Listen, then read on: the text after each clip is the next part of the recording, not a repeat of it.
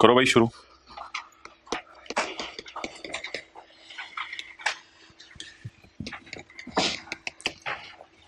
Margaret वाला सवाल, इसमें लिखा हुआ था कि पेज नंबर 278 पे, मार्गरेट एक जर्मन नेशनल है जो कि टेक्निकल मैनेजर है फाइजा केमिकल्स में। 1 अक्टूबर 2010 को वो 2 साल के लिए पाकिस्तान आई है। तो जो बंदा 3 साल से कम के लिए पाकिस्तान आया और फॉरेन सोर्स इनकम कमाए और पाकिस्तान में सैलरी कमाने आया हो, तो सॉरी कोई बात नहीं, मैं गलत तो नहीं बोल दी। जो बंदा 3 साल से कम के लिए पाकिस्तान में आए और सैलरी कमाने आए और रेजिडेंट बनने की वाहिद वजह ये हो कि उसने सैलरी कमाना है, तो उसकी फॉरेन सोर्स इनकम माफ हो जाएगी अगर पाकिस्तान में ना लाए। She was allowed to deliver lectures at various professional organisations during 2012। She conducted 3 workshops. एक इसने लाहौर में किया है। भाई पाकिस्तान सोर्स इनकम माफ किसी सूरत में नहीं है। पाकिस्तान सोर्स इनकम टैक्सेबल है। आगे तफसीलात मेरे लिए इरेलीवेंट है।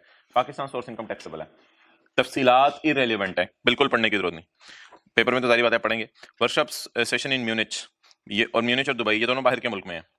तो ये जो बाहर के मुल्क में पैसे हैं, ये इसके बैंक अकाउंट में पैसे रिसीव हुए हैं जो म्यूनिच के अंदर है। इसका मतलब है ये फॉरेन सोर्स इनकम एग्जेम्प्ट हो जाएगी, लेकिन ये वाली फॉरेन सोर्स इनकम टैक्सेबल हो जाएगी क्योंकि पैसे कहाँ आए हैं? पाकिस्तान में। Chapter 22,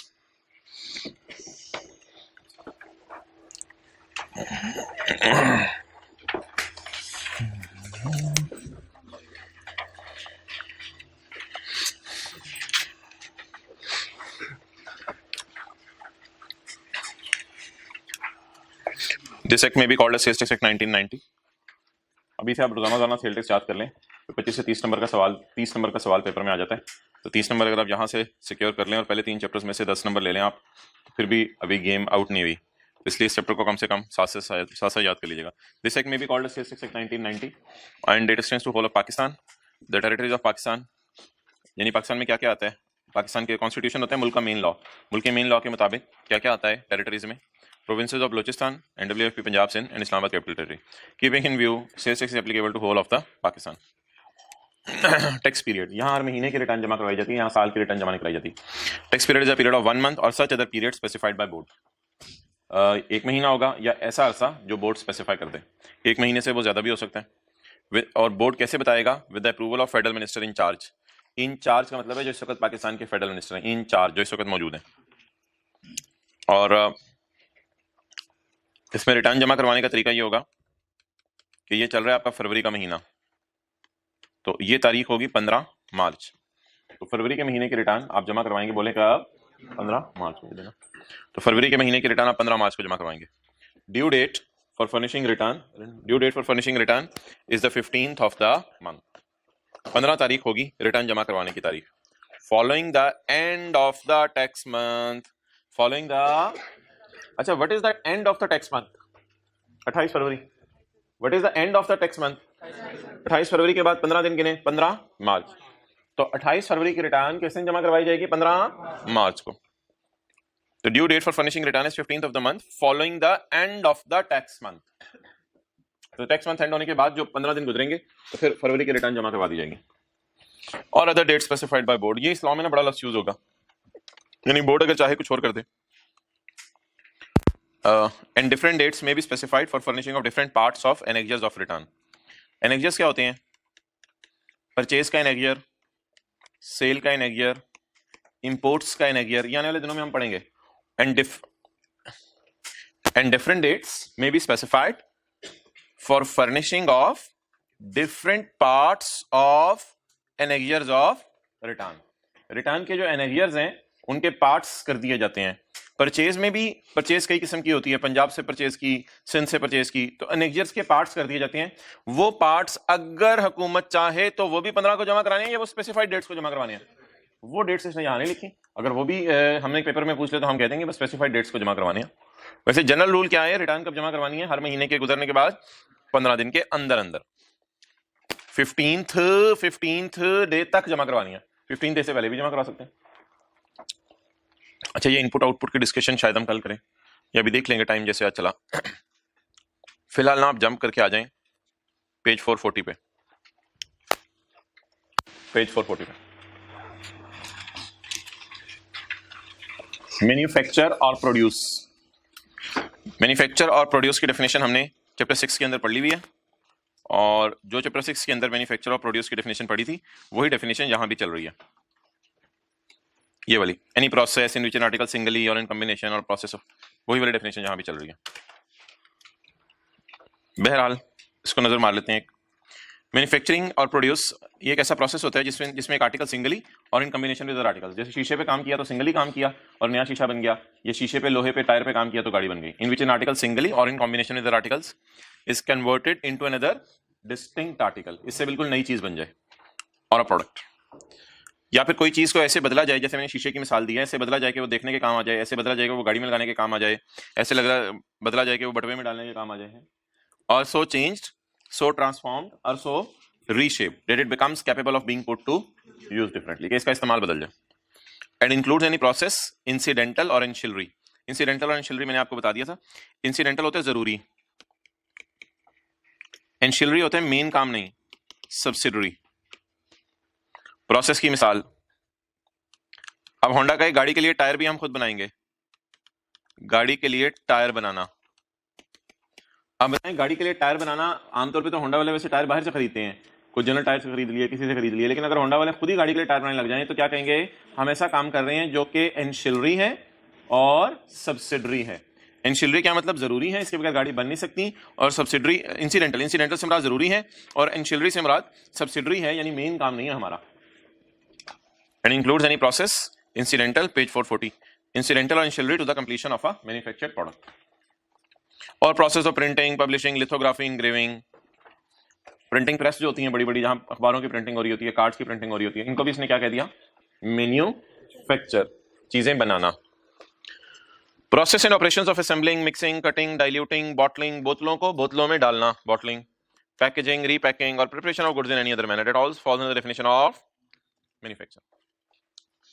page 440, retail price.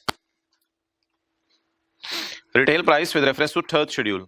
Retail price का कॉन्टेक्स्ट कह रहे हैं मैं थर्ड शेड्यूल के माने में यूज करने लगा हूं। थर्ड शेड्यूल है पेज नंबर 460, 460।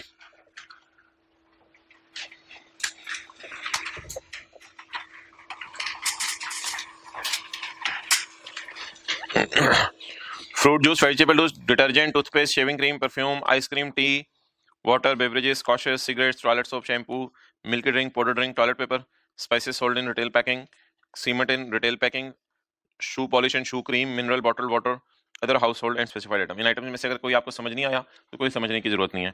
अच्छा, ये आपने याद नहीं करने, इनको आपने याद नहीं करना। अच्छा, ये जो थर्ड शेड्यूल के आइटम्स हैं, ये कुछ आइटम्स हैं जिनके बारे में लॉ मेकर ये कहता है कि इनको मैंने ना पाकिस्तान में अलग से डील करना है।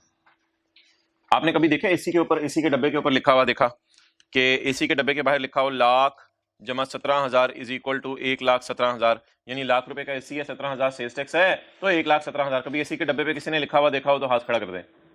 अच्छा, कभी किसी ने गाड़ी के ऊपर लिखा हुआ देखा हो, सर आसिफ कहते हैं जी मैंने 30 लाख वाली गाड़ी ली है होंडा एटलस कार से, 5,10,000, 17%, 5,10,000 बनेगा, 17% बना इतना, तो 35,10,000। कभी किसी ने गाड़ी के ऊपर लिखा हुआ देखा, कहीं किसी ने हाथ खड़ा करें गाड़ी पे लिखा हुआ देखा? अच्छा, पाकिस्तान में ना सेल्स के एतबार से चीजें दो किस्म की हैं। कुछ चीजें ऐसी होती हैं जिनके मुंह पे सेल्स टैक्स लिखा होता है, कुछ चीजें ऐसी होती हैं उनके बिल पे सेल्स टैक्स लिखा होता है। दोनों ही सेल्स टैक्स है, दोनों में कोई फर्क नहीं है, दोनों ही सेल्स टैक्स। तो कुछ चीजें ऐसी हैं जिनके मुंह पे सेल्स टैक्स लिखा होता है, वो हैं ये वाली चीजें। आप टूथपेस्ट खरीद लें, शेविंग क्रीम खरीद लें, साथ वाले के पास मिनरल वाटर की बोतल पड़ी हुई है, वो आप चेक कर लें। अभी इस वक्त मेरे हाथ में टिश्यू पेपर का डब्बा है, इस लिस्ट में टिश्यू पेपर भी आ रहा है, ये लिखा हुआ रुपीज 102 जमा सेल्स टैक्स रुपीज इतने। तो ये जो टिश्यू पेपर का डब्बा इस लिस्ट के अंदर हमें नजर आ रहा है, तो ये सारी की सारी चीजें मोहतरम ऐसी हैं पाकिस्तान में कि आप इनमें से कोई भी चीज आज बाय कर ले, बल्कि मेजर चीजें आपके घर पर पड़ी होंगी, तो इनके मुंह पे, चाहे तो सबके घर पड़ी होगी, इनके मुंह के ऊपर आप देख लें कि सेल्स टैक्स की अमाउंट लिखी होती है। लेकिन गाड़ी खरीद लें, एसी खरीद लें, ये कैमरा है, कैमरा खरीद लें, व्हाइट बोर्ड खरीद लें, इनके मुंह के ऊपर या इनके डब्बे के बाहर भी सेल्स टैक्स की अमाउंट वो कहाँ लिखी होती है, फिर बिल के ऊपर लिखी होती है। क्लियर? तो ये 17, 19, 20 चीजें लॉ मेकर ने अलग रखी हैं। छोटे छोटे दुकानदार बेच रहे होते हैं, असल में ये लोग सेल्स टैक्स लगाते नहीं थे, इसलिए लॉ मेकर ने इन चीजों के मुंह के ऊपर कहा लिख दिया करो आप क्या, सेल्स टैक्स की अमाउंट। तो ये जो 20 चीजें हैं इनको हम कहा करेंगे थर्ड शेड्यूल की चीजें। तो आज के बाद कोई पूछे थर्ड शेड्यूल की चीजों और बाकियों में क्या फर्क है, तो वो सादा सा फर्क है, आपने कहना मेरे पास टाइम नहीं है, मैंने नहीं बताना। अच्छा, रिटेल प्राइस, तो सेल्स थर्ड शेड्यूल वाली चीजों पे क्या लिखा होगा, सेल्स टैक्स फेस के ऊपर लिखा होगा, हर डब्बे के ऊपर, ईच आर्टिकल के ऊपर। ताकि 10 रुपए वाला टिश्यू का पैक भी ले लेंगे उस पर भी लिखा होगा। लेकिन जो दूसरी चीजें हैं थर्ड शेड्यूल के अलावा वाली, वो तो वैसे हजारों चीजें होंगी। थर्ड शेड्यूल में तो 20 चीजें लिखी हुई है ना, इसके अलावा तो हजारों चीजें हैं पाकिस्तान में। उनके मुंह के ऊपर सेल्स टैक्स नहीं लिखा होगा, बल्कि उनके बिल के ऊपर लिखा होगा। Retail price with reference to third schedule mean the price fixed by manufacturer. अच्छा, ये प्राइस मैन्युफैक्चरर ने फिक्स किया, रोज पेटल ने, ये प्राइस दुकानदार ने फिक्स नहीं की। हाँ, दुकानदार बाद में ऊपर स्टिकर लगा देता है, वो उसकी मर्जी होती है। हमसे कहते हैं हम वो प्राइस नहीं पे करेंगे, तुमने स्टिकर क्यों लगाया ऊपर? तो ये दुकानदार क्या याद रखें, ये प्राइस कौन फिक्स करता है? Manufacturer. Retail price with reference to third schedule means the price fixed by manufacturer और इंपोर्टर। भाई सेल्स टैक्स में मैं कोई ऐसा सवाल नहीं लूंगा जो प्रैक्टिकल नेचर का हो, ऑनलाइन ग्रुप्स के लिए मैं बता रहा हूँ। मिसाल के तौर पे आप कहते हैं जी मैं फलां चीज दुकान से खरीदने गया, उस पर तो आपने पढ़ाया था क्लास में ये होगा, लेकिन उसमें ये लिखा हुआ था। मोहतरम, सेल्स टैक्स के बैक एंड पे और बड़े सर्कुलर्स हैं जो हमारे सिलेबस में नहीं है, और बड़ी नोटिफिकेशन है हुकूमत की जो हमारे सिलेबस में नहीं है। इसलिए कोई भी चीज जो आपको पढ़ाई जाएगी वो जनरल पेपर के एतबार से पढ़ाई जाएगी, ना कि कोई प्रैक्टिकल आप उसको एक्सपोजर करें। तो कोई प्रैक्टिकल नेचर का सवाल नहीं लिया जाएगा। Retail price with reference to third schedule means price fixed by manufacturer और importer in case of imported goods including all duties and taxes other than sales tax, including all duties and taxes other than sales tax। sales tax के अलावा जितनी भी duties और taxes हो। अच्छा जी मोहतरम, मिसाल के तौर पे यार ये क्या मतलब है including all duties and taxes? मिसाल के तौर पे आप जो है वो कहते हैं कि जी मैं वॉल्स हूँ, मैं दीवारें हूँ, नहीं सॉरी, मैं वॉल्स बनाता हूँ, मैं वॉल्स आइसक्रीम बनाता हूँ, मैं वॉल्स आइसक्रीम जो बनाते हैं लोग, मैं उस कंपनी का ओनर हूं। अब हुआ क्या कि आपने वॉल्स आइसक्रीम का रॉ मटेरियल खरीदा 120 रुपए का। 120 रुपए का रॉ मटेरियल खरीद के जब आप इंपोर्ट कर रहे थे, तो इंपोर्ट करते हुए कस्टम वालों ने कहा मोहतरम कस्टम ड्यूटी पे करें। यानी जब चीजें इंपोर्ट करते हैं आप, तो कस्टम ड्यूटी एक लफ्ज है वो पे करना पड़ता है, वो भी कोई टैक्स होता है। उनके कहने पे आपने 30 रुपए ड्यूटी पे कर दी, पता नहीं इसका रेट क्या था। आपको आइसक्रीम का रॉ मटेरियल पड़ा 150 रुपए का। तो रॉ मटेरियल हो सकता है आपने इंपोर्ट किया हो बाहर के मुल्क से, कोई भी रीजन हो सकती है। अच्छा, आपने इसमें डाला प्रॉफिट, आपने कहा यार 150 रुपए का तो मुझे पड़ा है, अब मैं 50 रुपए का इसमें प्रॉफिट डालता हूं, और प्रॉफिट डाल के आपने 200 रुपए का आइसक्रीम का डब्बा बेच दिया। हाँ, बीच में मैं ये भी डाल सकता था लेबर का इतना खर्चा आया और फैक्ट्री का इतने खर्चे आए, मैं भी मिसाल दे रहा हूँ। तो आपने सोचा मैं 50 रुपए का प्रॉफिट डालूं और 200 रुपए का बेचता हूं, लेकिन पाकिस्तान की हुकूमत कहती है कस्टमर पे आपने 17% टैक्स लगाना है। तो 200 पे आपने 17% टैक्स लगाया, तो जवाब आ गया 34। अब कस्टमर को आप कितने की चीज बेचेंगे? 234 की। इस 234 को कहा जाता है कंज्यूमर प्राइस, लेकिन ये लफ्ज हमारे लॉ में, हमारे सिलेबस में नहीं है। कंज्यूमर प्राइस यानी मैंने और आपने 234 रुपए देने हैं, लेकिन इस लफ्ज को कहा जाता है रिटेल प्राइस। रेट किस पे लगता है, कंज्यूमर प्राइस पे या रिटेल प्राइस पे? तो आपको पेपर में 200 दिया होगा, आपने 200 पे क्या करना है, 17% लगा देना है। जब आप 200 पे 17% लगाएंगे यू विल गेट 34। और अगर खुदा ना खास्ता कभी पेपर में कह दे कि आपको मैं 234 वाली फिगर दे रहा हूं, यानी कह दे मैं सेल्स टैक्स डाल के फिगर दे रहा हूं, तो फिर आपने क्या करना है, आपने 234 को पकड़ना है, 117 से डिवाइड करना है और 17 से मल्टीप्लाई करना है। चेक करके देख लें विशाख, 234 को पकड़ के, क्योंकि इसमें तो 17% डला हुआ है, इसमें डला हुआ है, तो ये फिगर 117 पे पड़ी हुई है, इस पे जरा 17 लगा के चेक करें, जवाब आ रहा है 34। कितनी आसान कैलकुलेशन है। 234 में सेल्स टैक्स डला हुआ है, 200 में सेल्स टैक्स डला हुआ है, डला हुआ है, बोले डला हुआ है, 200 में सेल्स टैक्स डाला तो कितना आ गया 234। 234 में सेल्स टैक्स से 17% डला हुआ है, इसका मतलब है ये फिगर शूट अप करके कितने परसेंट पे पहुंच चुकी है। ना इस तरह नहीं सोचना कि 100 और 83, ये बिल्कुल गलत बात होगी कि 100 और 83 आप सोचें कि 100 में से 17 माइनस करें 83 नहीं, ये बिल्कुल गलत ब्लंडर हो जाएगा कोई पेपर में। अब जरा चेक करें कैलकुलेशन, जवाब 34 अगर आ रहे तो फिर ठीक है मेरी कैलकुलेशन। 234 को डिवाइड करें 117 पे, मल्टीप्लाई करें 17 से। आमतौर पर तो पेपर में क्या होगा, 200 के ऊपर ही 17% लगाना पड़ेगा, लेकिन अगर कोई डब्बा ऐसा हमें मिल जाए, कोई डब्बा ऐसा मिल जाए जिसमें मैं आपसे सब कुछ छुपा लूं और सब कुछ छुपा के आपको कहूं ये 120 रुपए है, ये 120 रुपए का डब्बा है, आपने 120 रुपए देने हैं। अब 120 रुपए का ये डब्बा है, तो 120 को अगर आप डिवाइड करेंगे 117 से, और क्योंकि 120 रुपए इस डब्बे पे वो प्राइस लिखी हुई है जो मैंने आपने देनी है, अगर 120 रुपए को डिवाइड करेंगे 117 से, मल्टीप्लाई करेंगे 17 से, तो क्या जवाब आ रहा है 17.4। ये देख लें 17.44 इस पे लिखा हुआ है, 17.44 इस पे सेल्स टैक्स है। तो इसलिए मोहतरम सेल्स टैक्स कैसे कैलकुलेट करेंगे, आमतौर पे तो पेपर में हमें 17% ही लगाना पड़ेगा, लेकिन अगर कभी पेपर में कह दे मैं सेल्स टैक्स डाल के अमाउंट दे रहा हूं, तो फिर उसमें से सेल्स टैक्स कैसे निकालना पड़ेगा, बोले डिवाइडेड बाय 117 और मल्टीप्लाइड बाय 17। ये कैलकुलेशन मुश्किल तो नहीं लगी? चलिए नोट करें ना, जल्दी हद होगी। अच्छा, जैसे रिटेल प्राइस क्या है, रिटेल प्राइस 200 रुपए, 200 रुपए रिटेल प्राइस का लफ्ज याद रखना है। रिटेल प्राइस क्या है 200 रुपए, और कंज्यूमर प्राइस क्या है जिसपे मुझे आपको चीज बिकनी है 234। ये मिसाल ना नोट करनी है ताकि आपको याद रहे, इसी तरह की मिसाल एक और करनी है, इसको आप अच्छे खूबसूरत से नोट कीजिएगा ताकि ये बात याद रहे कि आपने बुक में लिखी हुई है।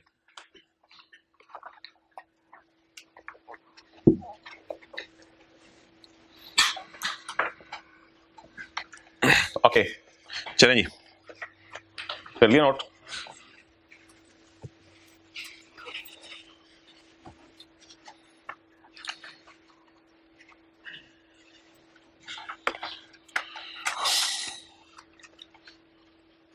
₹100 की 120 रुपए की चीज बाहर से मुल्क से मंगवाई, कस्टमर वालों को पे किया 30 रुपए, प्रॉफिट कमाना है 50 रुपए, 200 की चीज सोचा था बेचेंगे, इमरान खान ने कहा 200 की नहीं बेचनी, 234 की बेचें। ओके क्या मैं कह सकता हूं इट इंक्लूड सेल्स टैक्स? आप भी दुकान पे अक्सर जाते हैं, उससे पूछते हैं कि यार सेल्स टैक्स डाल के बताओ मैं होटल का बिल कितना बनता है, मैंने खाना खाया। Does it include sales tax? Is it exclusive of sales tax? इसमें सेल्स टैक्स शामिल? It exclude sales tax and it include sales tax. अच्छा रिटेल प्राइस की डेफिनेशन क्या है यार? Retail price means the price fixed by manufacturer. Manufacturer price fix करते हैं including all duties and taxes other than, ये जरा लफ्ज ना देखें, आप समझ आ रहे हैं आपको? Retail price include all duties and taxes excluding sales tax. Done? दोबारा देखें, retail price include all duties and taxes except sales tax नहीं डाला होता तो रिटेल प्राइस का लॉ में किस कॉन्टेक्स्ट में यूज करें? सेल्स टैक्स डाल के जो हम पैसे पे करते हैं उनके लिए यूज करें या सेल्स टैक्स डालने से पहले वाली प्राइस के लिए यूज करें? तो रिटेल प्राइस का मतलब अगर आ जाए पेपर में तो याद रखिएगा ये वो प्राइस होगी जो सेल्स टैक्स डाले बगैर है, और ये वो प्राइस है जिसपे कोई ब्रांड या article should be sold to general public. मैंने माना जनरल पब्लिक को 200 को नहीं बेचा जाता, जनरल पब्लिक को पता है उसके बाद इसमें सेल्स टैक्स डालना है, लेकिन जनरल पब्लिक को रिटेल प्राइस की मद में कितने पैसे लिए जाएंगे? 200। अच्छा ये अब दूसरी बात पाकिस्तान में हो नहीं रही, लेकिन अगर कभी खुदा ना खासा हो जाए तो फिर लॉ मेकर कहते हैं मैं क्या करूंगा? पता चले एक आइसक्रीम का डब्बा लाहौर में बिक रहा है 200 रुपए का और वही आइसक्रीम का डब्बा कराची में बिक रहा है 220 का। अब एज्यूम किया जाएगा कि लाहौर वाले डब्बे भी 220 तो लॉ मेकर ये पसंद करे कि आप रिटेल प्राइस पूरे पाकिस्तान के लिए एक ही फिक्स करो। लेकिन अगर कोई बंदा दो नंबरी करे कि लाहौर में यही आइसक्रीम 220 रुपए की बेच रहा हो, 200 की बेच रहा हो, रिटेल प्राइस की बात कर रहा हूं, लाहौर में यही 200 की बेच रहा हो और कराची में यही 220 की बेच रहा हो, तो एज्यूम किया जाएगा लाहौर में और कराची में कितने की बेची? 200, और आप 17% लाहौर वाली सेल पे भी कितने % लगेगा? 220 वाली पे। Done? Where more than one price is fixed for same brand. ऐसा होता नहीं है वैसे, where there more than one price is fixed for same brand, highest price will be taken as retail price.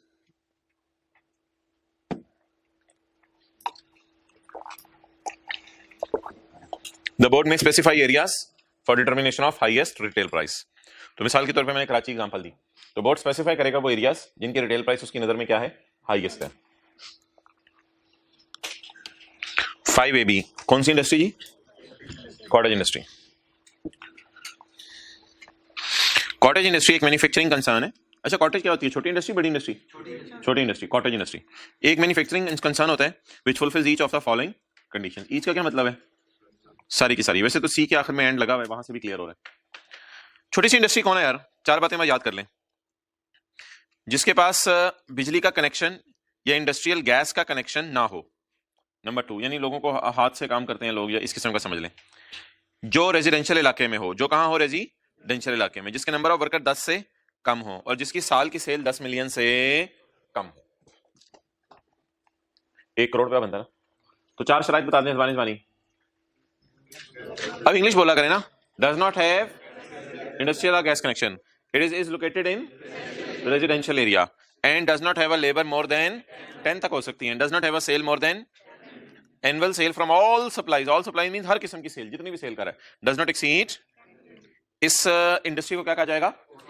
इसको आपने इंडस्ट्रियल अंडरटेकिंग से compare नहीं करना जो हमने चैप्टर 5 में पढ़ा था। इस तरह वहां भी 10 एम्प्लॉइज या 20 एम्प्लॉइज लिखा हुआ था बिजली इस्तेमाल कर रहे हैं, और भाई वो इनकम टैक्स की डेफिनेशन थी। ये किस लॉ की डेफिनेशन है? सेल्स टैक्स की डेफिनेशन। तो सेल्स टैक्स वालों की नजर में जो इदारा 4 शराइत पूरी कर दे और मैन्युफैक्चरर हो, उसे क्या कहा जाएगा? Cottage industry. Open market price क्या है? जिसको बाजार खुला हो तो चीज की कीमत means the consideration in money which that sale और a similar sale would generally fetch in an open market. That sale और सिमिलर सेल की मिसाल,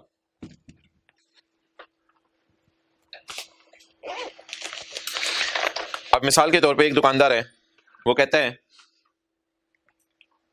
कि यार मैंने पूरा साल ना ब्लैक मार्कर बेचे हैं। अब लॉ मेकर कहते हैं चलो ये बात तो ठीक है, लेकिन अब ब्लैक मार्कर मार्केट में अवेलेबल नहीं है। तो ब्लैक मार्कर तो आजकल मार्केट में शॉर्ट हुए हैं, बहुत ज्यादा शॉर्ट हुए हैं। तो तुम्हारे मार्कर की प्राइस में ब्लू मार्कर मार्केट में अवेलेबल है, उससे लगा लेता हूं। इसको कहते हैं सिमिलर सप्लाई। क्या कहते हैं? Similar supply. अब ब्लैक मार्कर और ब्लू मार्कर में क्या क्या चीजें कॉमन है, ये जरा देखिएगा। सिमिलर सप्लाई, सिमिलर मार्कर यानी सिमिलर सप्लाई। सप्लाई ना सेल होती है, सप्लाई ये नहीं कि सप लेके आई, ये नहीं, सप्लाई, सप्लाई सेल होती है। ठीक है, पंजाबी थोड़ी समझ आती? नहीं, सप लेके आई नहीं समझ आया, सांप लेकर आई। अच्छा supply supply in relation to open market price of goods means supply open market goods sorry similar supply in relation to open market price of good means any other supply। इसके लिए ये मार्कर any other supply है, इसके लिए ये marker similar है या same है? सिमिलर है, मिलता जुलता है, बिल्कुल सेम नहीं है। इट इज अ सप्लाई, मिलती जुलती supply. Means any other supply of goods which closely or substantially resembles। closely means 100% resemble करे, substantially means 90-95% resemble करे। which closely or substantially resembles। characteristics दोनों लिखते हैं। क्वांटिटी, ये भी मैंने हाथ में एक पकड़ा हुआ है, ये भी हाथ में एक पकड़ा हुआ है, ये नहीं कि ये ब्लू मार्कर दो हाथ में पकड़ के इसकी प्राइस से कंपेयर करूं, दोनों की क्वांटिटी मैंने सेम रखी हुई है। कंपोनेंट्स, दोनों के अंदर प्लास्टिक यूज हुआ हुआ है, ये नहीं कि ये सोने का बना हुआ है और ये प्लास्टिक का बना हुआ है। And materials, components and materials एक ही चीज होती है, अंदर क्या सामान इस्तेमाल हुआ है। Of the aforementioned good. Aforementioned good से यहां क्या मुराद है? Black marker. अफोरमेंशन्ड जिनका जिक्र हो रहा है in relation to open means any other supply of goods, any other supply. Other supply से क्या मुराद है? Blue marker. ब्लू मार्कर देखें, मैं ब्लू मार्कर भी ब्लैक में लिख रहा हूं। अच्छा जी, ब्लू मार्कर। तो सिमिलर सप्लाई क्या होती है जी? Similar supply in relation to open market means the blue marker which closely or substantially resembles the characteristics, quantity and materials of the black marker। aforementioned goods का मतलब है जिनका जिक्र करना चाह रहे हैं हम, इससे पहले जिनका जिक्र हुआ। aforementioned goods। Open market price क्या होती है? अब पढ़े ओपन मार्केट प्राइस क्या होती है। Open market price the consideration in money which that marker, लिखे ना, which that marker, marker marker marker मार मार के सुबह का बच्चों को इधर बिठाया हुआ, तू इतनी लेट आया। Open market price means the consideration in money which that marker, और अब मिलता जुलता मार्कर, साथ वाले की तरह देखिए, marker means consideration in money which that marker, और ऊंची ऊंची घर में बोलना है which that marker और a similar marker would generally fetch in open market। यानी कि बाजार में ले जाएं, जो प्राइस इसकी लगेगी वो प्राइस। अच्छा जी, next supply chain. Supply chain लड़के तो चेन नहीं पहनते ना, मैं आजकल के लड़कों की बात नहीं कर रहा, वैसे बात कर रहा हूं। अच्छा अच्छा, वाला अल्लाह ने मर्द बनाया हुआ है। सप्लाई चेन, सप्लाई चेन क्या होती है जी? इंपोर्टर चीजें इंपोर्ट करता है, इंपोर्ट करके किसको देता है? मैन्युफैक्चरर को। आपने इंजन इंपोर्ट किए, आपने होंडा को दे दिया, और ये आगे होलसेलर या डीलर को देते हैं। गाड़ियों में तो वैसे होलसेलर नहीं होते, गाड़ियों के केस में तो डीलर होते हैं। तो ये आगे होलसेलर डीलर को देते हैं, वो लोग आगे रिटेलर को देते हैं, और वो लोग आगे कस्टमर को देते हैं, मुझे आपको। तो ये पूरी चेन है, सप्लाई चेन। ऐसे सप्लाई जाती है, ऐसे चीजें डिलीवर होती हैं। सबसे पहले इंपोर्टर चीजें मंगवाता है, वो मंगवा के मैन्युफैक्चरर को देता है, जैसे रॉयल फैन को दे दी। रॉयल फैन इंजमाम से कहता है कि भाई आपके पास कोई गोदाम है? इंजमाम कहते हैं हाँ मेरे पास गोदाम है। कहते हैं मेरे पास क्रिकेट स्टेडियम जितना गोदाम है, मैंने क्रिकेट स्टेडियम के बाहर दीवारें लगा दी हैं, मेरे पास बहुत बड़ा गोदाम है। उस गोदाम में आप सामान रख लो हमारा, और फिर होल सेल करो। फिर दुकानदारों को 50-50, 60-60, 100-100 पंखे तुमसे लेने आएंगे, तुम बेचो। तो मैन्युफैक्चरर यानी कि पेप्सी वाले डायरेक्ट दुकानों पे जाके बोतलें सप्लाई नहीं करते, इन्होंने बीच में डीलर रखे होते हैं, जो बड़े बड़े पेप्सी के डाले आपको जाते हुए नजर आ रहे होते हैं, वो डीलर हैं या होलसेलर हैं। वो पेप्सी वालों से खरीदते हैं चीजें और फिर आगे किनको बेचते हैं? रिटेलर को, और रिटेलर कस्टमर को बेचते हैं। It is all called as supply chain. लेकिन इसमें जो मैं डेफिनेशन पढ़ने लगा उसमें किसी का जिक्र नहीं है, उसमें पहले बंदे का जिक्र है और आखिरी का जिक्र है, उसमें बीच वालों का जिक्र नहीं किया उसने। लेकिन चेन हमें तो पता होनी चाहिए कि गोल्ड की है या। अच्छा, इंपोर्टर, मैन्युफैक्चरर, होलसेलर, रिटेलर और कस्टमर। इसमें से अभी तक हमने मैन्युफैक्चरर की डेफिनेशन पढ़ी है बस। जा रहे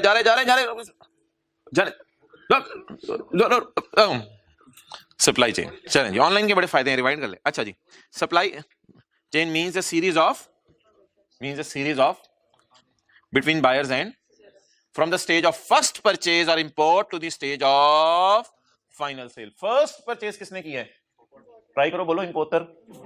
ओके, फर्स्ट परचेज किसने की है? इंपोर्टर ने। और अल्टीमेटली सेल किसको की है? Final supply to consumer. अच्छा, इस चैप्टर में सप्लाई का लफ्ज अगर कभी आपको परेशान करे ना, तो सप्लाई से मुराद आपने सेल ले लेना है। अगर सप्लाई का लफ्ज से कभी चीज समझ ना आ रही हो, किसी किसी जगह ना लफ्ज लिखा होगा सप्लाई रिसीव्ड, वो फिर सेल नहीं होगा, वो परचेज होगा। सप्लाई रिसीव्ड, वैसे सप्लाई का लफ्ज क्या होगा? सेल। लेकिन अगर लिखा हो सप्लाई रिसीव्ड तो फिर वो परचेज होगी। लें जी, जबरदस्त डेफिनेशन आ गई भाई। मैन्युफैक्चरर और प्रोड्यूसर, मैन्युफैक्चरर और प्रोड्यूसर, ये कौन सा बंदा है जी? मैन्युफैक्चरर और प्रोड्यूसर, ये वो बंदा जो चीजें बना के बेच रहा है। अच्छा, पेपर के अंदर ना ये डेफिनेशन आती है, बच्चे मिक्स कर देते हैं। ये है मैन्युफैक्चरर और ये है मैन्युफैक्चर, और ये कौन है? चरर। तो चरर पूछ के आए तो चर नहीं लिखना, और चर पूछ के आए तो चरर नहीं लिखना। कौन सा चरर जी? अभी हम पढ़ने लगे हैं मैन्युफैक्ट वाला चरर पढ़ने लगे हैं। मैन्युफैक्चरर और producer means a person engaged exclusively और नॉट। ये सुजुकी वाले ना एक्सक्लूसिवली मैन्युफैक्चरिंग कर रहे हैं, और होंडा कार्स वाले एक्सक्लूसिवली मैन्युफैक्चरिंग नहीं कर रहे। सुजुकी वाले सारी गाड़ियां जो है पाकिस्तान में ही बना के बेच रहे हैं, और जो होंडा कार्स वाले हैं वो होंडा अकॉर्ड बाहर के मुल्क से मंगवाते हैं और मंगवा के बेचते हैं, लेकिन सिटी और सिविक पाकिस्तान में बनाते हैं। तो एक्सक्लूसिवली का मतलब है सिर्फ और सिर्फ बना रहे हैं बस। लेकिन और नॉट का मतलब है बना भी रहे हैं और खरीद के भी बेच रहे हैं।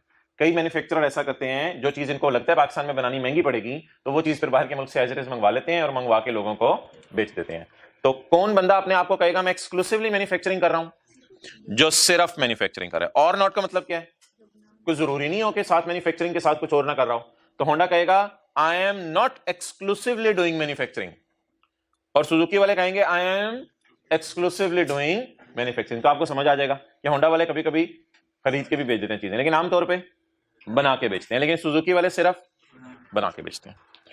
तो कहते हैं मैन्युफैक्चरर मेरी नजर में दोनों ही है, जो कभी कभी बना के बेच रहे हैं वो भी, और जो हमेशा बना के बेच रहे हैं वो भी, दोनों मेरी नजर में मैन्युफैक्चरर हैं। और बना क्या रहे हैं? In the production of goods, whether the raw material is owned by him और नॉट। ये जरूरी भी नहीं होता आप रॉ मटेरियल ओन कर रहे हो अपना, ऐसा कोई जरूरी नहीं है। मिसाल के तौर पे होंडा कार्स के पास जो है वो आया है मिसाल के तौर पे लोहा, तो होंडा कार्स ने लोहा जो है इंजमामुल हक को दे दिया कि इंजमाम आप इस लोहे को मोल्ड करके दे दें, हमने गाड़ियों पे लगाना है। अब रॉ मटेरियल किसने मंगवाया? होंडा ने। लोहा किसने खरीदा? होंडा ने। थोड़ी देर के लिए हैंडओवर किसको कर दिया? इंजमाम को, कि आप अपनी इंजमामियन फैक्ट्री के अंदर लोहे को मोल्ड करके दे दें कि हमारी गाड़ी की छत पे लगने के काबिल हो जाए। उसने सेट सुट करके दे दिया, उन्होंने छत पे लाके डायरेक्ट रखा, बस काम खत्म हो गया। तो अब इंजमाम मुझे बताएं, मैन्युफैक्चरिंग तो कर रहे, वो भी मोल्डिंग वगैरह सारी हमने मैन्युफैक्चरिंग डेफिनेशन में पढ़ी थी, असेंबलिंग, मिक्सिंग, कटिंग, डाइल्यूटिंग, वो भी तो मैन्युफैक्चरिंग कर रहे हैं। लेकिन वो मैन्युफैक्चरिंग जो है कि अपने रॉ मटेरियल पे कर रहे हैं या किसी के रॉ मटेरियल पे? किसी का। जैसे दर्जी की दुकान पे यार आप जाते हैं, अपना खरीदा हुआ कपड़ा खरीद के देते हैं, आप उसको अपना खरीदा हुआ कपड़ा देते हैं, तो वो अपने रॉ मटेरियल पे काम कर रहा था या आपके रॉ मटेरियल पे? हमारे। तो इसी तरह फैक्ट्रीज के अंदर भी होता है, दर्जी की मिसाल बेहतरीन है, तो वो भी आपके रॉ मटेरियल आपके दिए हुए कपड़े पे काम कर रहा होता है। फिनिश गुड्स क्या बना के देता है? जो साथ वाले ने पहनी हुई है, तो वो फिनिश गुड्स बना के देता है। तो इसी तरह जो है वो मैन्युफैक्चरिंग कंपनीज में भी ऐसा होता है, रॉ मटेरियल कोई और खरीदता है, काम कोई और करके देता है।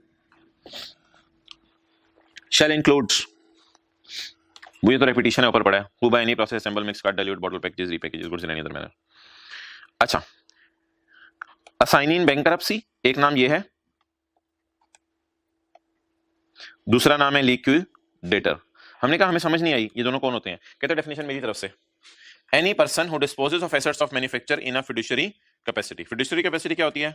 लॉ ने लगाई है कैपेसिटी। मुझे बता दें, क्या कभी ऐसा हो सकता है कि कोई बंदा बैंक करप्ट हो जाए? बैंक करप्ट क्या होता है? अब वो हाथ खड़ा कर दे मैं दिवालिया हो गया, मैं बैंक का लोन वापस। तो जो बंदा ये दावा करे कि मैं बैंक का लोन वापस नहीं कर सकता, उसे क्या कहा जाएगा? उस बंदे का दिवालिया हो गया, बैंक करप्ट हो गया। तो जब बंदा बैंक करप्ट हो जाए, मिसाल के तौर पे रॉयल फैन का ओनर कहते हैं मैं बैंक करप्ट हो गया, तो बैठा ना हो इधर। अच्छा, रॉयल फैन का ओनर कहते हैं मैं बैंक करप्ट हो गया। अब जब वो कहते हैं मैं बैंक करप्ट हो गया, तो क्या ऐसी सूरत के अंदर जो है वो मोहतरम सोच के बताएं कि जैसे ही वो कहेगा मैं बैंक करप्ट हो गया, तो हुकूमत वाले अपना बंदा भेज देते हैं। उस बंदे का नाम होता है लिक्विडेटर या असाइनी, क्योंकि उसे असाइनमेंट दी गई है ना, असाइनमेंट इन बैंकरप्सी, यानी बैंकरप्सी रॉयल फैन की होगी है, किसी को असाइनी के तौर पे भेजा गया है। मिसाल के तौर पे हुकूमत वाले कुछ शरीफ सा बंदा ढूंढते हैं, और कुछ शरीफ सा बंदा ढूंढ के सकलैन मुश्ताक भाई आप इधर आए यार, आप चले जाएं, आपका काम लिक्विडेशन है या आपका काम है बैंकरप्सी की असाइनमेंट आपको दी गई है। अब इसमें होगा क्या कि सकलैन मुश्ताक भाई लिक्विडेटर के तौर पे आके बैठ जाएंगे रॉयल फैन के दफ्तर और ओनर को कहेंगे भाईजान आप साइड पे हो जाएं, जरा मेरे साथ ही बैठे नहीं लेकिन आप साइड पे हो जाएं, अब आपके सारे बिजनेस के एसेट्स हम एक एक करके बेचने लगे, क्या लैंड, क्या बिल्डिंग, क्या मशीनें, क्या ये, हत्ता के ओनर कहेगा मुझे भी नहीं, तुम्हें नहीं बेचे। तो ये एक करके चीजें बिजनेस की बेचे जाएंगे और एंड पे जो पैसा बचेगा उससे अगर इतना हुआ कि बैंक का उधार वापस कर सके वो कर देंगे, क्रेडिटर को पेमेंट कर देंगे, बिजली के बिलों की पेमेंट कर देंगे। तो ये जो बंदा काम करने आता है ये वाला, किसी बिजनेस को वाइंड अप करना जिसे आप कहते हैं या लिक्विडेट करना, तो उसके लिए कोई बंदा हुकूमत की तरफ से आता है तो उस बंदे को क्या कहा जाता है? लिक्विडेटर या असाइनी इन। लेकिन ये बंदा होता कौन है? अगर आपने समझना तो डेफिनेशन उसने आगे खुद ही दे दिया एंड के बाद।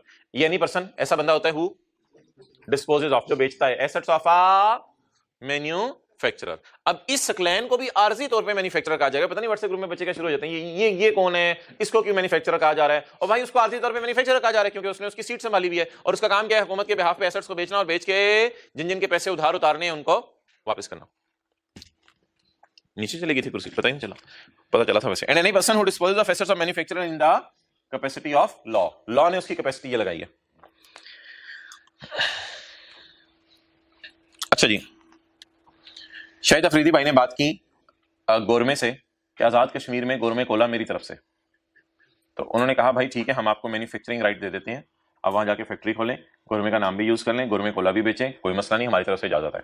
अब जरूरी नहीं कि उसने फैक्ट्री खोल भी ली हो और मैन्युफैक्चरिंग शुरू भी कर दी हो, जैसे ही ये अरेंजमेंट हो गया और उसने जाके लैंड वगैरह ढूंढनी शुरू कर दी, उसी वक्त से शाहिद अफरीदी को कहा जाएगा आजाद कश्मीर में ये मैन्युफैक्चरर है। हाँ शुरू तो नहीं की मैन्युफैक्चरिंग, लेकिन काम तो शुरू कर दिया। जैसे किसी की मंगनी होती है, आप लोग कहते हैं ये हमारी कैटेगरी से निकल गया बच्चा, तो इसी तरह अभी हुई तो नहीं शादी, लेकिन फिर भी आप कहते हैं अब ये हमारे वाला नहीं रहा। पॉइंट सी, एनी पर्सन, मिसाल के तौर पे शाहिद भाई, एनी पर्सन हु ओन्स और यूजेस एनी पेटेंट और right of manufacturing of bottles, इनके पास राइट आ गया बॉटल्स मैन्युफैक्चर करने का, वेदर और नॉट सच पर्सन सेल्स और डिस्पोजेस ऑफ द बॉटल्स। अभी जरूरी नहीं है कि इसने बेचनी भी शुरू की हो, ये जरूरी नहीं है, वेदर और नॉट ही सेल्स और बॉटल्स, अभी हो सकता है बेचने ना शुरू की हो। क्या वजह ना बेचने की? उसके बिजनेस का स्टार्टअप है अभी तो वो लैंड बिल्डिंग ढूंढेगा, बंदों की हायरिंग करेगा, मशीनें खरीदेगा, फिर बाद में कहीं जाके शुरू करेगा। लेकिन मीनवाइल जितना अरसा वो ये काम करता रहेगा स्टिल उसको क्या कहा जाएगा? चरर। ओके, अच्छा आने वाले दिनों में हम पढ़ेंगे ये कौन होता है मैन्युफैक्चरर कम एक्सपोर्टर। और जो मैन्युफैक्चर करके एक्सपोर्ट कर रहा हो कभी बोंगी में मार दिया करें, सही लग जाती है, समझ आ ही रही थी सबको। जो मैन्युफैक्चर आपने कहा काम आ गया, पता नहीं कोई पंजाबी का काम होएगा इनू साढ़े नाल। अच्छा मैन्युफैक्चरर कम एक्सपोर्टर, तो मैन्युफैक्चरर कम एक्सपोर्टर कौन है भाई? चीजें बना रहा है और बना के बाहर के मुल्क में बेच रहा है, जैसे सियालकोट के अंदर अक्सर इदारे हैं। मैन्युफैक्चरर्स कम एक्सपोर्टर्स को आने वाले दिनों में बेनिफिट मिलने हैं एक्सपोर्ट सेल की वजह से, और अक्सर ये होगा कि इनको रिफंड मिला करेगा। अक्सर ये होगा कि अगर इन्होंने कहीं से गलती से सेल्स जमा करा भी दिया ना तो इनको क्या मिल जाया करेगा? रिफंड मिला करेगा। तो अगर कोई एक्सपोर्टर रिफंड लेना चाहता है तो उसे साबित करना पड़ेगा कि फैक्ट्री उसकी अपनी है। अगर किराए की फैक्ट्री में काम कर रहा है तो उसे हम refund, however for claiming refund जैसे सेल्स इनकम टैक्स में मिलता था ऐसे सेल्स टैक्स में भी रिफंड मिलता है। However for claiming refund only such person shall be treated as manufacturer cum exporter who has his own manufacturing facility। अपनी फैक्ट्री में काम करे या किसी की फैक्ट्री में काम करे? अपनी फैक्ट्री में। चलें जी बस ठीक है, काफी है। एक न्यूमेरिकल सा करें, आ जाए पेज 437 पे।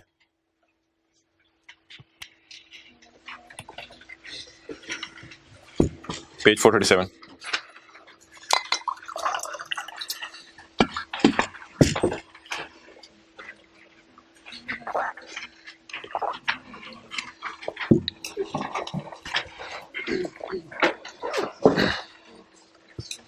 ओके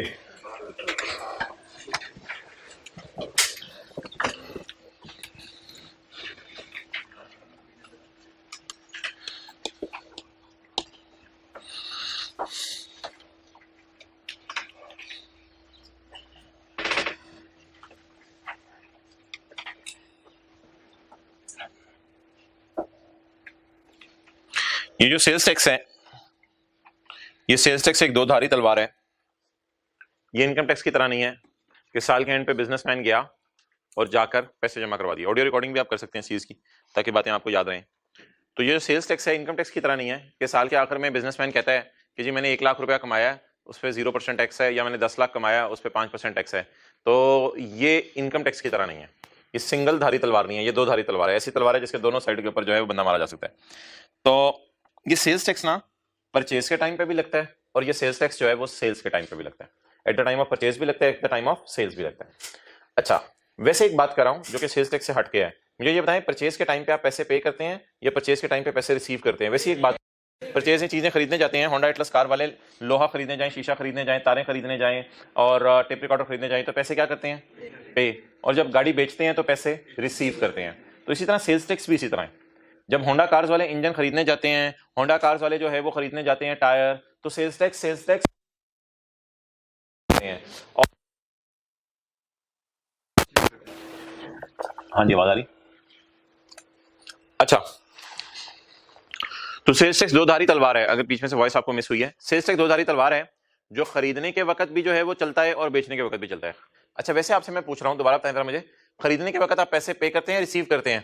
पे करते हैं। और चीज बेचने के वक्त पैसे रिसीव करते हैं। सिमिलरली सेल्स टैक्स है। सेल्स टैक्स क्या कहता है? सेल्स टैक्स कहता है कि परचेज के वक्त पे किया जाएगा और बेचने के वक्त रिसीव किया जाएगा। कैसे कैसे? होंडा कार्स वाले जब इंजन खरीदेंगे, होंडा कार्स वाले जिस वक्त टायर खरीदेंगे, तो टायर हो सकता है 10,000 रुपए वाले इनको 11,700 में मिले, ऐसा ही है। तो परचेज करने के वक्त टैक्स पे कर रहे होंगे होंडा कार्स वाले दुकानदार को जो जनरल टायर की दुकान है, और जब गाड़ी बना के बेचेंगे तो सरासिर से सेल्स टैक्स रिसीव करे होंगे। तो बताएं, परचेज के पैसे, सेल्स टैक्स से हट के बात कर रहा हूं, परचेजेस के पैसे, टायरों के पैसे, इंजन के पैसे पे किए जाते हैं और सेल की जाती है जब चीज पैसे रिसीव किए जाते हैं। इसी तरह सेल्स टैक्स है, परचेज के टाइम पर पे किया जाता है और सेल्स के टाइम पर रिसीव किया जाता है। एक इंपोर्टर है, उसने चीजें परचेज की हैं 200 रुपए की और मैन्युफैक्चरर को कितने की बेचती हैं? 300 की। मैन्युफैक्चरर ने परचेज कितने की हैं? 300 की। और किसको बेच दी है? रिटेलर को। रिटेलर ने परचेज कितने की हैं? 700 की। और बेच कितने की दी है? 900। तो मैं अपनी बात कर रहा हूं, मैंने मिसाल के तौर पे कोई पंखे बनाने वाली मोटर इंपोर्ट की, तो मैंने 200 रुपए की मोटर इंपोर्ट की, तो मैंने रॉयल फैन को कितने की बेच दी? क्योंकि रॉयल फैन मैन्युफैक्चरर है। रॉयल फैन ने 300 रुपए की मोटर को पंखे में डाला और पंखा रिटेलर को कितने का बेचा? 700 का। रिटेलर ने कितने का खरीदा? 700 का। और जितने का खरीदा आगे उसने मुझे आपको कितने का बेच दिया? 950 का। अब ये सेल्स टैक्स एक ऐसी चीज है कि जो भी बंदा आएगा सवाल सिनेरियो के अंदर, वो परचेज के टाइम पे पैसे पे कर रहा होगा, सेल्स के टाइम पे पैसे रिसीव कर रहा होगा। ओके, अब आप मुझे बताएं कि हमारी परचेज कितनी है, और बता दें यार परचेज कितनी है इंपोर्टर की। इंपोर्टर की बात कर रहा हूं, पहले किसकी बात करूंगा? फिर अभी मैं इंपोर्टर की बात कर रहा हूं। इंपोर्टर की परचेज कितनी है? इसने, इंपोर्टर ने 200 रुपए की चीजें इंपोर्ट की हैं बाहर के मुल्क से, तो बाहर के मुल्क से जब 200 रुपए की चीजें आई पाकिस्तान में, तो इस लॉ को कहते हैं value added tax. Value added tax, sales tax के लॉ का नाम है वैल्यू एडेड टैक्स। वैट शायद आपने लफ्ज सुना हो कभी, वैट, वैल्यू एडेड टैक्स। जैसे ही आपने 200 रुपए की चीजें पाकिस्तान में मंगवाई, क्या ये पाकिस्तान में एग्जिस्ट करती थी या नहीं आई है? क्या आपने पाकिस्तान की चीजों के अंदर वैल्यू ऐड कर दी? क्या आपने पाकिस्तान की चीजों के अंदर वैल्यू ऐड कर दी? इसे क्या कहते हैं? Value added tax. जिस तरह घर समझे, ऐसे में सेल्स टैक्स की मिसाल नहीं दे रहा, जनरल बात कर रहा हूं। घर है, घर में फ्रिज नहीं था, फ्रिज ले आए, तो घर की चीजों में वैल्यू ऐड होगी। क्या पाकिस्तान में ये 200 रुपए वाली चीजें थी या इंपोर्टर ने मंगवाई? जब इंपोर्टर ने मंगवाई 200 वाली चीजें, तो पाकिस्तान की चीजों में वैल्यू ऐड हो गई। तो ऐसी सूरत में इंपोर्ट स्टेज वाले कहेंगे, कस्टम वाले, जो सेल्स टैक्स वाले बंदे हैं, कस्टम वाले बंदे, वो हुकूमत ने बिठाए होते हैं सी पोर्ट के ऊपर, वो कहेंगे हमें इस परचेज पे 17% दो। इसने कहा मैं देता हूं, तो 200 पे 17% कितना बन गया? भाई कैलकुलेटर है साथ वाले का, बाहर निकला हुआ, यूज करते रहे। कितना बन गया रे? 34। ये परचेज के टाइम पे हमने क्या किया? परचेज के टाइम पे हमने क्या किया? पे किया। अच्छा, किसको? हुकूमत को। किसको? हुकूमत को हमने पे कर दिया। ये 200 वाली चीज पाकिस्तान में थी नहीं थी, अब आ गई, तो 200 पे हमने हुकूमत को टैक्स पे कर दिया। अब एक बंदा आया हमारे पास, उसने कहा यार ये चीज तो कमाल है यार, बारिश भी होती है इसमें से यार, तो कमाल है चीज यार, जबरदस्त है यार, कितने की मंगवाई है? इंपोर्टर ने कहा ये नहीं बताऊंगा, कमाल चीज है ना? कहते हैं हाँ कमाल है। तो मैन्युफैक्चरर ने कहा यार ये मुझे बेच दे। कितने की बेचेगा? मैंने कहा 300 के लगा देता हूं तुझे, चल जा। अब जब इंपोर्टर बिल बनाएगा, इंपोर्टर इस चीज का बिल बनाएगा, तो कॉस्ट तो उसको अपनी नहीं बताएगा, क्योंकि कॉस्ट तो लोग छुपा के रखते हैं। जैसे लोग अपनी तनख्वाह छुपा के रखते हैं, तो इंपोर्टर अपनी कॉस्ट छुपा के रखता है। अब दुकानदार से पूछते भी हैं कि तुझे ये चीज कितने की खरीदी है? दुकानदार कहते हैं भाई आपने लेनी है, लेनी तो जाए। तो इंपोर्टर अब क्या करेगा? इस चीज का बिल बनाएगा। जब इस चीज का बिल बनाएगा, तो इस चीज को कितने की करके बेचने लगे? 300 की। जब 300 की करके बेचने लगे, तो बिल जब बनाएगा तो बिल पे क्या लिखेगा? मोहतरम मैं हूं रिटेलर, मैं हूं इंपोर्टर, मेरा नाम है मिस्टर एक्स इंपोर्टर। जी भाई आपका नाम क्या है? उसने कहा मेरा नाम है रॉयल फैन मैन्युफैक्चरर। अच्छा मोहतरम आप अपना नाम बताएं। जी आपका नाम मैंने लिख लिया। अच्छा आपने कहा मैं ये 300 की बेचने लगाऊं, लेकिन 300 में 17 डालूंगा मैं, इमरान खान ने कहा हुआ है 300 में 17 डालूंगा। तो दुकानों पे इसी तरह होता है, बिल बनते हैं उसमें सिर्फ डाला जाता है। तो 300 पे 17 डाल के उसको कितने की बेच देगा? 351 की। 300 पे 17 डाल के कितने की बेचेगा? 351 की। इसकी सेल प्राइस कितनी है? 300। दो-धारी तलवार है, परचेज पे पे करके आया, सेल पे रिसीव करेगा, सेल पे रिसीव करेगा। उसे कितने रिसीव करेगा? 51। उससे कितने रिसीव करेगा? जब बिल बनाएगा तो बिल पे क्या लिखा होगा? जी मैन्युफैक्चरर आपका नाम क्या है? जी मेरा नाम है रॉयल फैन। मोहतरम ये चीज हमने आपको 300 की लगा के दी है, इस पे हम डाल रहे हैं 17% टैक्स। 51 डाल के 351। भाईजान भाई से 351 ले लो, छोटे इधर इनसे 351 ले लो। 350 चपेट मारे, 1 रुपया निकालो। जी जी 1 रुपया। चलो 351 दराज में आ जाएंगे। किसकी दराज में आ जाएंगे? अब इंपोर्टर की दराज में 351 आ गए। तो इमरान खान ने कहा इस 351 में 51 क्या है? इस 351 में 51 की टॉपिंग डली हुई है तूने, इसके ऊपर जो है तूने टॉपिंग डाली हुई है। ये किस चीज की टॉपिंग डाली हुई है? इसने कहा जी भाईजान हुकूमत आपके लिए मैंने सेल्स टैक्स लेके रखा हुआ है, दे मुझे। तो बोले हमने किससे रिसीव किया ये 51? किससे रिसीव किया 51? मैन्युफैक्चरर से। लेकिन इमरान खान को हम कहेंगे 34 रुपए माफ कर दे, वो मैं पहले दे आया हूं। इमरान खान कहेगा 17 तो दे दे। ये 17 पेएबल टू गवर्नमेंट होगा, पेएबल टू गवर्नमेंट होगा, इस तरह पेबल टू गवर्नमेंट होगा। ये 17 मैंने आप हुकूमत को जमा करवाना होगा जिस वक्त मैं ये चीजें बेचूंगा, क्योंकि ऑलरेडी मैं कितना पे कराया हूं। ये 17 मैं पता क्यों जमा करवा रहा हूं? द रीजन इसके मैंने पाकिस्तान के गुड्स में वैल्यू ऐड कर दिया। पाकिस्तान में चीजें कितने रुपए की थी भाई? अब आपकी टेंशन चाहिए मुझे?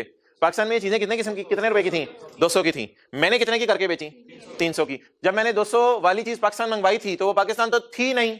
34 में उस वक्त दे आया था हुकूमत को, ठीक है 34 में उस वक्त दे आया था हुकूमत को। तो 34 मेरी जेब से। अच्छा आप ना आउटफ्लो सोचते रहने, इंपोर्टर की जेब से 34 गया, 34 हुकूमत के खजाने में पहुंच गया इंपोर्ट करते ही। फिर इंपोर्टर के पास कौन आया? मैन्युफैक्चरर ने कहा कितने का लगाएगा? आपने कहा 300 का लगाऊंगा। मैन्युफैक्चरर ने कहा चल बेच दे। आपने मैन्युफैक्चरर से कितना रिसीव किया?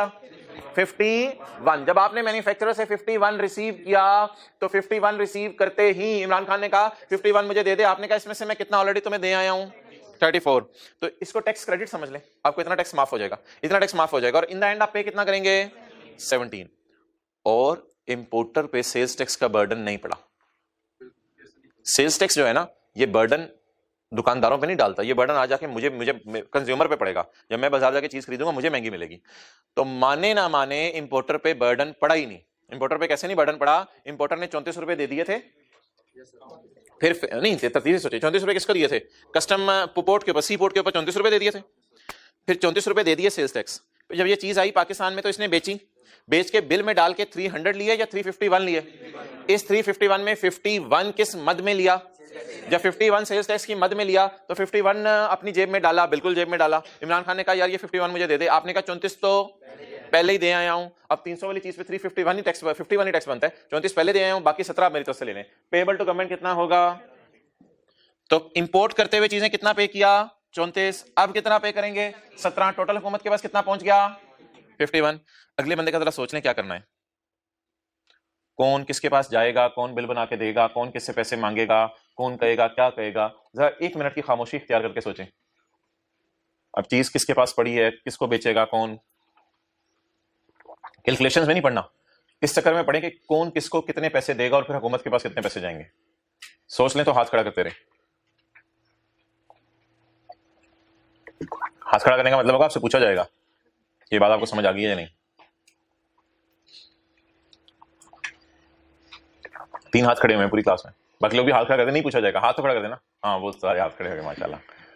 घबराते क्यों हैं? जो चीज पता है उसको बताने से घबराते क्यों? टीचर तो नहीं घबराते, टीचर नहीं बनना है। अच्छा जी भाई आप बता दें, आपने हाथ खड़ा किया था लास्ट में। हाँ जी हाँ, पहले यहां तक आप मुझे सॉल्व करवा दो। इसने परचेज के मौके पे कितना पे किया है? पे 51। अभी मैं ये नेगेटिव साइन के साथ नहीं लिख रहा, बस आपके सामने वैसे ही लिख रहा हूं। तो मुझे बताएं, जब ये मैन्युफैक्चरर आएगा तो मैन्युफैक्चरर बिल लेके आएगा, तो बिल अपनी जब ये मैन्युफैक्चरर जो है वो मटेरियल लेके आएगा, मटेरियल लाके रखेगा, तो बेगम कहेगी ये क्या है? वो कहेगा छोड़ बेगम तेरे काम की चीज नहीं है।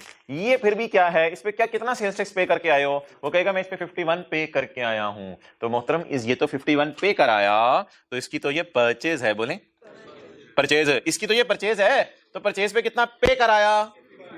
अब इसको टेंशन पड़ी हुई है, मेरा 51 जाया हो गया। मैंने 300 रुपए की चीज खरीदी थी और मुझे कितने की पड़ी, 351 की।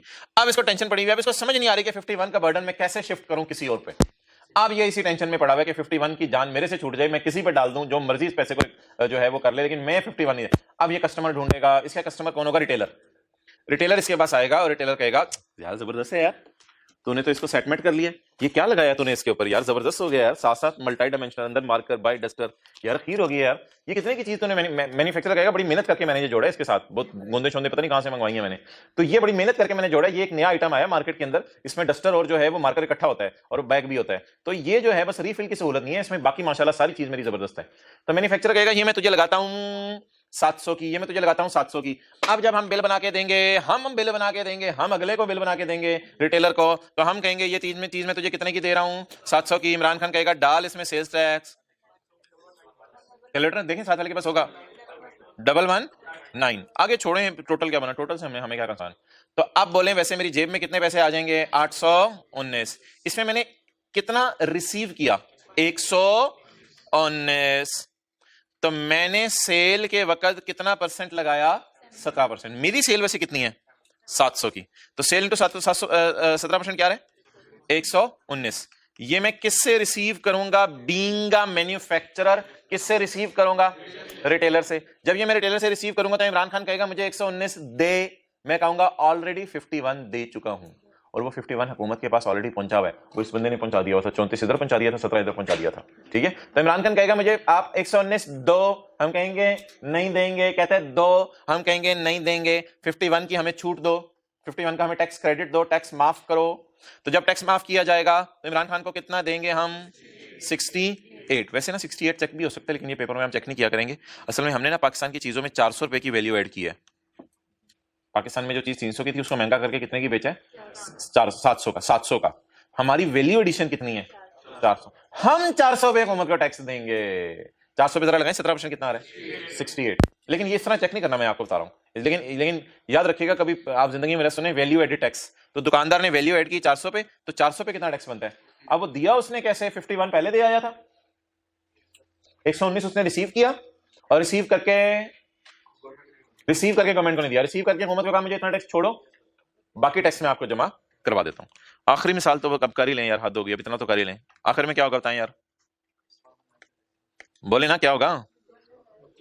अब कौन किसके पास जाएगा, अब सर उमैर जाएंगे, सर उमैर कहेंगे यार क्या बला बना दी यार तूने, ये सही तरह जरा इसको जोड़ जी, वो मैं सही कर देता हूं यार, क्या बला है यार, ये चीज जबरदस्त यार, खीर होगी यार, कि कितने की लगाएगा यार। तो दुकानदार ने कहा 950 की, सर मैंने सर अंसारी को फोन किया, खरीद लो, देखी जाएगी, सर अंसारी ने कहा ठीक है देखी जाएगी, खरीद ले। तो बोले कितने का खरीद लिया कस्टमर ने, 950 या 950, ਤੁਹਾਡੇ होते आपकी पंजाबी में 950 या 950, 950, तो 950 के खरीद लिया हमने। अब बोले कौन बिल बनाएगा, रिटेलर को मोंगी ना मारिएगा, तो चपेड़ आनी है, कौन बिल बनाएगा, रिटेलर, किसके लिए, कस्टमर के लिए बिल बना के देगा। उस पे कस्टमर का कभी कभी नाम पूछ लेते, अक्सर नहीं पूछता, वैसे रिटेलर्स वगैरह नाम नहीं पूछते, वैसे अक्सर कम ही पूछते हैं। रिटेलर नाम पूछेगा कस्टमर का, और कस्टमर का नाम पूछ के कहेगा जी बोले भाई आपको हम 950 की चीज लगा रहे हैं, लेकिन कुछ इमरान खान की तरफ से भी होना चाहिए। 161.5, मेहरबानी आपकी, एहसान होगा आपका अपने ऊपर। 4/1.5, तो 1111.5 कस्टमर की जेब से चले गए, इसमें 161.5 कस्टमर ने किस्मत में दिए सेल्स टैक्स की। तो अब मैं क्या करूं, अगर मैं पहले परचेज तक रुकूं तो दुकानदार वैसे मुझे बताएं कितना पे करके आया था, पे 119, ये तो समझ आ रही है ना, 119 पे करके आया था, क्योंकि वो उसकी सेल थी, हमारी परचेज थी। तो जिस वक्त दुकानदार ने परचेज किया होगा मैन्युफैक्चरर से, जब मैन्युफैक्चरर से परचेज करके इस तरह की चीजें लाके दुकान पे रख रहा होगा, तो परचेज के वक्त कितने पे करके आया होगा, 119। अब रिटेलर को ये टेंशन पड़ी है कि 119 का बोझ मैं उतारूं, साई की तरफ देखा कर, अब रिटेलर को ये टेंशन पड़ी है, टेंशन देखें, रिटेलर को ये टेंशन पड़ी है, क्या टेंशन पड़ी है रिटेलर को, मैं 119 का बोझ उतारूं, उसके लिए वो क्या ढूंढेगा, कस्टमर, मैं आप, और मैं आप दुकान पे जाएंगे, और दुकान पे हम कहेंगे हमारी जान भी हाजिर है, ये चीज हमें दे दो, वो कहेगा जान छान रहने दो, आप ऐसा करो टेट्रा 1.5 दे दो, जान बाद में इंशाल्लाह। अब 1111.5 जेब से निकालेंगे और जेब से निकाल के उसको हैंड ओवर कर देंगे। और क्या होगा, जैसे आप उसको हैंड ओवर करेंगे तो दुकानदार ने ये पैसे पे किए हुए थे रिटेलर ने, और ये पैसे माय डियर रिसीव कर लेगा दुकानदार। तो दुकानदार अपनी सेल पे क्या लगाएगा, 17। सर ऐसे ही बता देते, सेल पे 17 और परचेज पे 17 लगाना होता है, पता नहीं क्या बोल रहे हैं लगे हुए सुबह के। तो बस होता यही है, सेल पे 17 लगाना होता है, परचेज पे 17 लगाना होता है। अच्छा, सेल पे 17 लगा के दुकानदार की पॉकेट में कितने आएंगे, 1100। ओहो, वो तो अन्नी फिगर थी, मुझे नॉन अन्नी बताएं। 161.5। तो 161.5 जो दुकानदार की जेब में आ जाएंगे तो दुकानदार खुश हो जाएगा, मेरा बर्डन सारा उतर गया। इमरान खान कहेगा तूने पे किया था 119 और रिसीव किया 161.5, तो ऐसा कर, तू मुझे टैक्स जमा करवा। अच्छा, इसे ना वैल्यू एडेड टैक्स कहते हैं। द रीजन इज कि देखना, इसने 150 रुपए की वैल्यू ऐड की है ना चीजों में, तो जरा चेक करें 150 पे 17% कितना आ रहा है। 150 पे 17%, कोई नहीं चेक कर लें ऑन करके, 150 पे 17% कितना आ रहा है, 42.5। तो पेबल टू गवर्नमेंट इसकी जेब से कितना होगा, 42.5। अब यार 700, 150 नहीं है ना यार, 250 है यार, 250 है यार, 250 है, 250 है, बोल देना था 250 है। ये कह रहे हैं 150 पे नहीं, तो बोलें 250 है, 250 प्लस बोलें, तो 250 पे 17%। वो हमने जुबानी कर लिया था ना, पेपर में भी 700, 950, कभी कभी 150 लिखाते हैं बच्चे का लेटर के बगैर वाले। तो 950, 700 का डिफरेंस 250, 250 पे 17%, 42.5। ये किसके खजाने में पहुंच जाएगा, हुकूमत के खजाने में। यार मुझे बता सकते हैं कि हुकूमत के खजाने में कितने पैसे गए, इंपोर्ट की स्टेज पे कितने गए थे, 30। हुकूमत के खजाने में ना पैसे किस्तों में जाते हैं, इंपोर्ट की स्टेज पे कितने गए थे, 34। फिर इंपोर्टर ने जब वैल्यू ऐड करके सेल की तो कितने गए, 17। हुकूमत के खजाने में किस्तों में पैसे जाते हैं, बहुत सारे लोग थोड़ा थोड़े पैसे जमा करवाते हैं। जब मैन्युफैक्चरर ने रिटेलर को बेचा तो हुकूमत के खजाने में कितने गए, 68। जब रिटेलर ने मुझे आपको बेचा तो हुकूमत के खजाने में 161 नहीं गए भाई, हुकूमत के खजाने में कितने गए, 40 टोटल। तो हुकूमत को बस 161.5 चाहिए था, जो मेरी 950 पे प्राइस बनती है, वो हुकूमत के पास किस्तों में पहुंच गया। मैन्युफैक्चरर ने वैसे इसमें ना 2 दफा रोल प्ले किया, ऐसी बात करो, मैन्युफैक्चरर ने 2 दफा रोल प्ले किया। असल में मैन्युफैक्चरर ने 2 दफा वैल्यू एडिशन किया है। एक दफा वो पाकिस्तान लाया, उस वक्त भी वैल्यू एडिशन है, और फिर पाकिस्तान लाके किसी को बेचा, वो भी वैल्यू एडिशन है।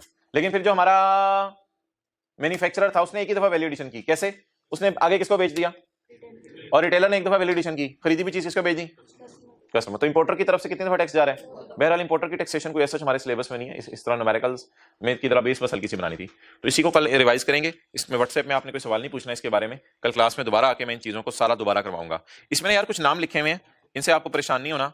नाम क्या लिखे हुए हैं बोले, मुश्किल मुश्किल से, इनपुट और आउटपुट। अभी छोड़े इंशाल्लाह, इनपुट आउटपुट की कल बात करेंगे। वैसे आपको क्या लगे आउटपुट क्या होता है, सेल इंटू 17%। वैसे कुछ बच्चे रट्टा भी मार लेते हैं, आउट सेल पे चीजें आउट होती हैं, तो इसलिए नाम याद रहे आउट। इनपुट परचेज पे चीजें इन होती हैं, तो ठीक है, ये जिस तरह डेबिट क्रेडिट मुश्किल से लफ्ज़ है ना, अब मैकेनिज्म से देखें कितना आसान है, लेकिन डेबिट क्रेडिट की तरह टैक्स वालों ने भी ओए आउटपुट, ओए इनपुट, हमने कहा ये क्या होता है यार, बाद में पता चला सेल इंटू 17%। और इनपुट क्या होता है बोले, परचेज इंटू 17%। साथ वाले को मुस्कुरा के देखें। चलो क्लास खत्म करो यार, खत्म।